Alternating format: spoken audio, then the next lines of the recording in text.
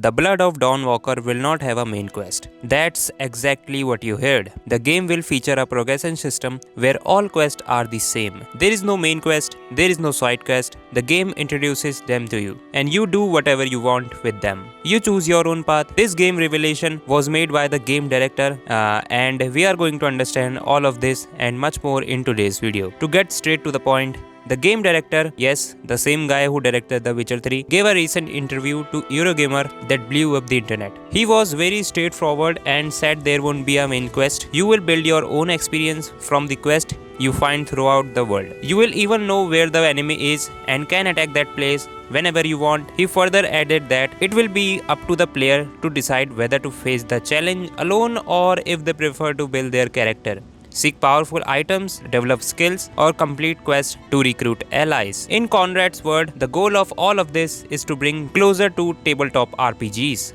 giving you the freedom to experience the story however you see fit. A bold statement that, in a way, shows the weight and influence that Baldur's Gate 3 has on the industry since its release. In previous videos on this channel, many people question the fact that the game has a time limit for you to solve the entire problem. In the case of Blood of Dawnwalker, you will have 30 days and nights to save your family. That's basically the goal. Although this issue of time has many people hesitant, the important detail is that the time only moves forward when you make the meaningful action. You won't waste precious days just exploring the map, but your choices matter and the world promises to react. Your reputation changes according to your actions. Shop may close, factions may turn against each other, assassins may come after you. It's a living and reactive system. In the words of the game director, and add to all of that the fact that the game will have a mechanic where during the day you are vulnerable, you are a human, and at night you gain supernatural powers and you will become a Dawnwalker. You can climb walls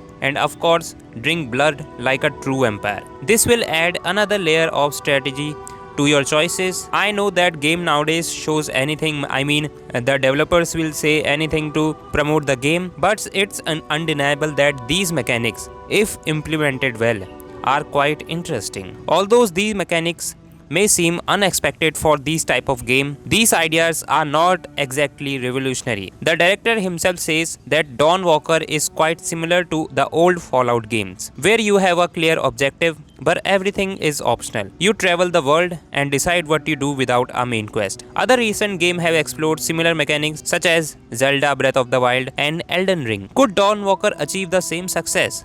Could it take off the same way? I would also very much like to know your opinion, so leave a comment below. I really don't expect this direction in terms of Dawnwalker quest. I was expecting something much safer, much more in line with traditional methods, and thinking about it, I think we can be quite excited about today's news for a few reasons. First and foremost, genuine freedom.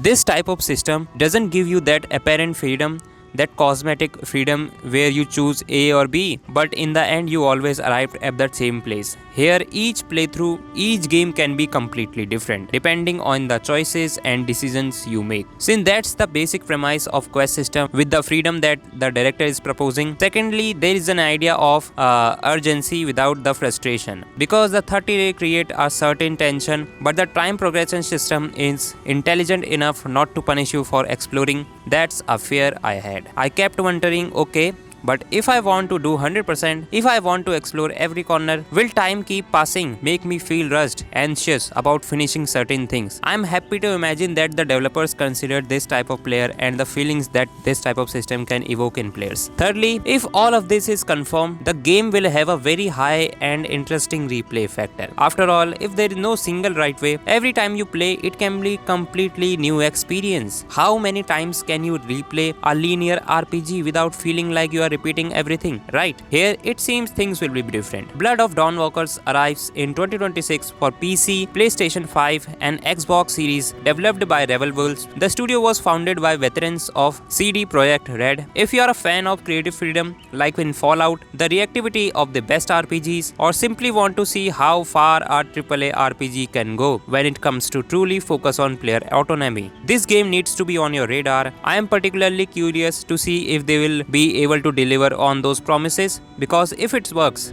it could set a new standards for the genre. Yes, I don't think I am exaggerating when I say that. Are you excited?